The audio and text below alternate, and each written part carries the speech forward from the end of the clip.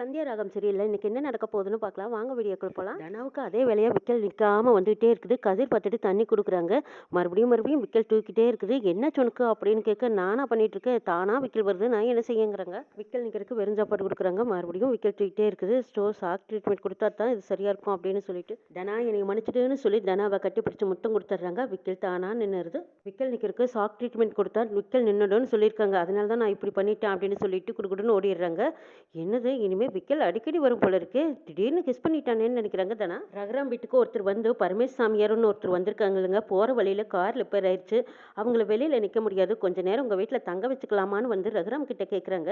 சாமியார்னு சொல்றீங்க, கூட்டிட்டு வாங்கன்னு பாட்டி சொல்றாங்க. சாமி இவங்க எல்லாரும் என் குடும்பம்னு ரகுராம் சொல்றாங்க. அருமையான குடும்பம்.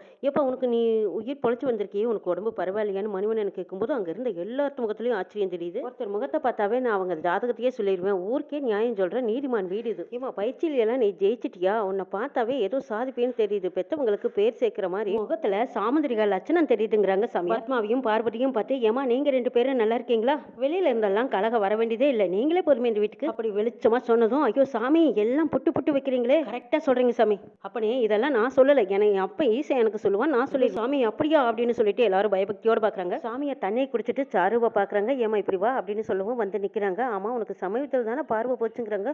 ஐயோ அண்ணே எங்க உண்மையெல்லாம் புட்டு புட்டு வச்சுட்டு வரும், பயமா இருக்கு, இவளை கூட்டிட்டு போயிடலாங்கிறாங்க பார்வதி. இல்ல பார்வதி இரு என்னதான் சொல்றாருன்னு பாக்கலான்ட்டு எல்லாரும் நிக்கிறாங்க. கவலைப்படாதேம்மா, உன் பார்வை கூடிய சீக்கிரம் வந்துருன்னு சொல்லும்போது எல்லாத்தோட முகத்திலையும் திருப்தி.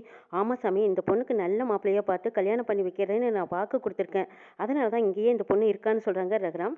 கடவுள் அருளால நிச்சயமா இந்த பொண்ணுக்கு பார்வை வரும். நான் சொல்ற பரிகாரத்தை நீ செய்வியான்னு கேக்குறாங்க. ஏன் கண்டிப்பா பண்ணிடலாமே, பார்வை வரும்னா பரிகாரம் பண்றதுக்கு என்னங்கிறாங்க பாட்டி. டாக்டரே இன்னும் 1 மாசத்துல பார்வை வந்துருன்னு சொல்லியிருக்காங்க. அதுக்குள்ள பரிகாரம் தேவையாங்கிறாங்க பத்மா. டாக்டருக்கு மேல கடவுள் ஒருத்தர் இருக்காரு, அவருக்கு மேல யாராவது இருக்க முடியுமா? அந்த கடவுளே பார்த்து அந்த பார்வையை கொடுத்தா தான் டாக்டர்னாலே கொடுக்க முடியும்னு சொல்றாங்க. அப்படியா சாமி, சரி அப்ப பரிகாரத்தையே பண்ணிடலாம் அப்படிங்கிறாங்க ஜானகி. அதுவும் நம்பிக்கையோட பரிகாரத்தை பண்ணா நிச்சயமா பார்வை கிடைச்சிடும் சாரு, நீ பரிகாரத்தை பண்றேன்னு சொல்லிருங்கிறாங்க ஜானகி. சரிங்கிறாங்க சாரு. சாமி ரொம்ப பவர்ஃபுல்லான சாமி போல இருக்குது, எல்லாம் புட்டு புட்டு எப்படி வைக்கிறாரு பாருங்கிறாங்க. தனா சொல்லித்தான் ஆகணும், அவன் என் ஃப்ரெண்டு தான், நான் சொல்லித்தான் கூட்டிட்டு வந்திருக்கேங்கிறாங்க. அடப்பாவி அது உன்னோட வேலையா, ஏன் இப்படி செஞ்சேன்னு கேக்குறாங்க தனா. சாருவை வீட்டை விட்டு வெளியே வரட்டுறதுக்கு ஒரு பிளான் வச்சிருக்கேன்னு சொன்னால அந்த பிளான் தான் இதுங்கிறாங்க கதிர்.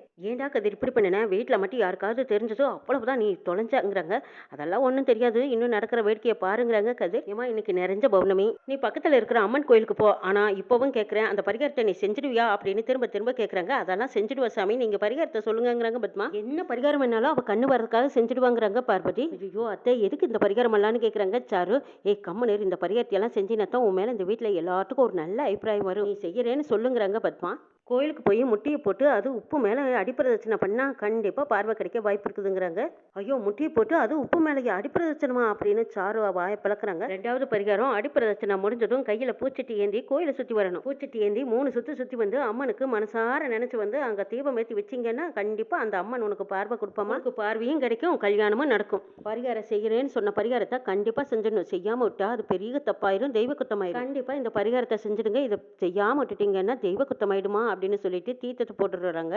இது திருவண்ணாமலையிலேருந்து நான் கொண்டு வந்த தீர்த்தமா, இந்தாங்க இந்த வீட்டில் அடிக்கடி போடுங்க, அப்போ தீய சக்தி ஓடிருங்கிறாங்க. ஜானகி அம்மாவும் அதை வாங்கி வச்சுக்கிறாங்க. அவர் போனதுக்கு அப்புறமா சாரு பத்மாகிட்டையும் பார்வதிகிட்டையும், ஐயோ எதுக்கு இப்போ பரிகாரம் பண்றேன்னு சொன்னீங்க, இப்போ பாருங்க எப்படி மாட்டி விட்டுட்டாருங்கிறாங்க. இப்படி எல்லாம் பரிகாரம் பண்ண சொல்லுவாருன்னு யாருக்கு தெரியும், எங்க உனக்கு கண்ணு தெரிஞ்சிருமோ, எல்லாரும் முன்னாடியும் சொல்லிடுவாரோ, நானும் பயந்துக்கிட்டு தான் இந்த பரிகாரத்துக்கு சரின்னு சொன்னேங்கிறாங்க பத்மா. இந்த பரிகாரம் எல்லாம் என்னால பண்ணவே முடியாதுங்கிறாங்க சாரு. உனக்கு யார் பரிகாரத்தை பண்ண சொன்னா, சும்மா போய் கோயிலில் உட்காந்துட்டு பரிகாரம் எல்லாம் பண்ணிட்டேன்னு வீட்டில் வந்து சொல்லிடலாங்கிறாங்க பத்மாவும் பார்வதியும். இதுவும் நல்ல ஐடியா தான் நினைக்கிறாங்க. மாயா இது உண்மை சாமியார்னு நம்புறாங்க.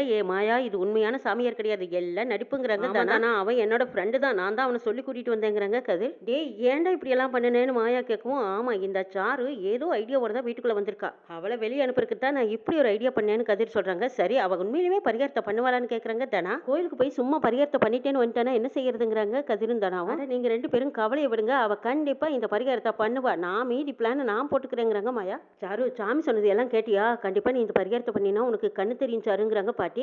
ஆமாமா சாமி சொல்றது கரெக்ட் தான், கரெக்டா நம்ம வீட்டுக்கு முன்னாடி அவர் கார் ரிப்பேர் ஆயிருக்கு, கடவுளா வந்து வாக்கு சொன்ன மாதிரி இருக்குங்கிறாங்க ஜானகி. ஆமாமா எங்களுக்கும் அப்படித்தான் தோணுதுங்கிறாங்க பத்மா. இன்னைக்கே கூட்டிட்டு போய் பரிகாரத்தை பண்ணிருங்கன்னு பாட்டி சொல்றாங்க. ஆமாமா இன்னைக்கே செய்யறதா நல்லது, சரி வா சாரு போலாம் அப்படின்னு பத்மாவும் பார்வதியும் சாருவை கூட்டிட்டு போறாங்க. கோயிலுக்கு போகும்போது நானும் வரேங்கிறாங்க மாயா. நீ எதுக்கு வராங்க அப்படின்னு திட்டுறாங்க. பரிகாரம் பண்ணும்போது எனக்கு பார்க்கணும்னு ஆசை, இதை ஒரு நாள் கூட நான் பார்த்தது இல்லைங்கிறாங்க மாயா. ஆமாமா நானும் கோயிலுக்கு வரேன், கோயிலுக்கு வந்து ரொம்ப நாள் ஆச்சு, அதுவும் தவிர பரிகாரம் பண்ணும்போது இந்த சாருவுக்கு நம்ம கூட மாட ஒத்தாசையா இருக்கலாம்லங்கிறாங்க தனா. தனா ரகுராம் கிட்ட நான் கோயிலுக்கு போயிட்டு வரேங்கிறாங்க. சரிம்மா நானும் வராங்கிறாங்க ரகுராம். அண்ணே நீங்க எதுக்கு அங்கெல்லாம் வந்துகிட்டுன்னு பத்மா கேக்குறாங்க. இல்ல பத்மா, தனா போட்டியில ஜெயிக்கணுங்கிறதுக்காக கோயிலுக்கு நிறைய செய்யணும்னு நினைச்சேன். அதை பத்தி நான் தர்மகர்த்தா கிட்ட பேசுறதுக்கு வரணும். பெரியமா நீங்களும் வாங்க, இன்னைக்கு கோயிலுக்கு போனா விசேஷமான நாளுன்னு சொன்னாங்கல்ல, பெரியப்பாவும் கூட வராங்கல்ல, நீங்க வாங்கன்னு கூப்பிடவும் ஜானகி ஆமாமா நானும் வரேன். விசேஷமான நாள், சாருவும் இன்னைக்கு பரிகாரம் பண்றா, கூட இருந்தா நல்லதுதானுங்கிறாங்க. ஏமா மாயா என்ன சாரு வித்து கட்டுவா போறா, பரிகாரம் தானே பண்ண போறாங்கிறாங்க. ஆமா பரிகாரத்தெல்லாம் நான் இது வரைக்கும் பார்த்ததே இல்லை மாமாங்கிறாங்க மாயா.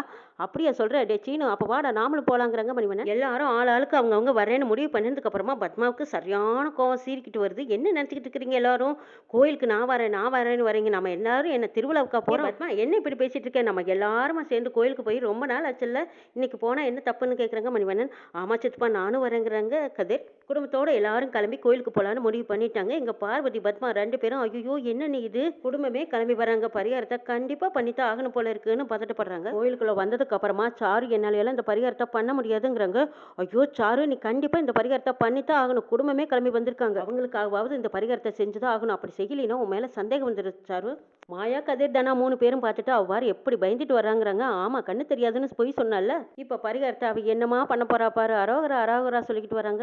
அரோகரா முருகர் கோயில் தான் சொல்லணும், அம்மன் கோயில சொல்லக்கூடாதுங்கிறாங்க மணிவண்ணன். எதுவா இருந்தா என்ன, எல்லா கோயிலும் ஒண்ணுதானே. எப்படியும் நம்ம சாரு பரிகாரம் பண்றதுனால இன்னைக்கு பரிகாரம் பண்ணி நாளைக்கே ஓடி போக போறாங்கிறாங்க மாயா. எதுவும் ஓடி போறாளான்னு சிவராமன் கேட்கல, கண்ணு தெரிஞ்சு நாளைக்கு ஓடி ஆடி விளையாட போறான்னு சொல்லி சமாளிக்கிறாங்க மாயா. பத்மா பரிகாரத்தை இன்னொரு நாள் பண்ணிக்கலாமான்னு ரகுராம் கிட்ட கேக்குறாங்க. இன்னைக்கு நல்ல நாள், இன்னைக்கே தான் பண்ணியாகணுங்கிறாங்க. சாருக்கு மஞ்சள் புடவையெல்லாம் உடுத்தி கூட்டிட்டு வர்றாங்க. ஐயோ இந்த பரிகாரத்தை நான் பண்ணியே ஆகணுமா, தரையில நடந்தாவே என்னால நடக்கும், மேல நடக்கணுமா, என்னால முடியாதுங்கிறாங்க சாரு. ஐயோ சீனுவை கல்யாணம் பண்ணிக்கணும்னு நினைச்சுக்கிட்டே நீ இந்த பரிகாரத்தை பண்ணுங்கிறாங்க பார்வதி. சாருவை ஒரு வழியா கோயில்ல வச்சு பரிகாரத்தை பண்ண வச்சிடுறாங்க. ஐயோ அம்மான்னு நடக்க முடியாம சாரு அலண்டு அடிச்சுக்கிட்டு வீட்டுக்கு வராங்க. ஐயோ ஒரு வழியா சாருவை பரிகாரம் பண்ண வச்சுட்டாங்க. அடுத்தது இந்த கார்த்தியை வெளியில கொண்டு வரணுமே, என்ன பண்ணலாம்னு யோசிச்ச மாயா ஹோட்டல்ல யாருக்குமே தெரியாம கார்த்தியோட ரூம்ல கதவு கடியில மண்ணெண்ணையை ஊற்றி விட்டு தீக்குச்சி ஒன்று உரைச்சி போட்டுறாங்க. அது குபு குபு குபுன்னு உள்ளே இருந்துக்கிட்டே இருக்கு. மறுபடியும் மறைஞ்சு ஒளிஞ்சிருந்து பார்க்குறாங்க. கார்த்தி வெளியில் வந்த மாதிரியே தெரியல. ஒருவேளை உள்ளேயே மயங்கி விழுந்துட்டானா, ஐயோ ஹோட்டல் முதலாளி யாராவது பார்த்துருப்பாங்க, கண்டிப்பாக ஒரு ஹாஸ்பிட்டலுக்கு தான் கூட்டிட்டு போவாங்க. அந்த ஹாஸ்பிட்டலுக்கு குருபரனை வர சொல்லி எப்படியும் கையும் கழுவமா கார்த்தியை பிடிச்சிடலான்னு நினைக்கிறாங்க மாயா. கார்த்தி சத்தம் இல்லாமல் அந்த தீயை அணைக்கிறதுக்காக பெட்ஷீட் எல்லாம் போட்டு போட்டு அடிச்சு அடிச்சு பார்க்குறாங்க. தீ நெருப்பு குறையிற மாதிரி தெரியல. நெருப்புல கார்த்தி அப்படியே சோர்ந்து கீழே விழுந்துடுறாரு. மாயா குருபரனுக்கு ஃபோன் பண்ணி, கார்த்தி இந்த ஹோட்டலில் தான் இருக்கான்னு நான் பார்த்துட்டேன் சார், நீங்கள் உடனே இங்கே வாங்க,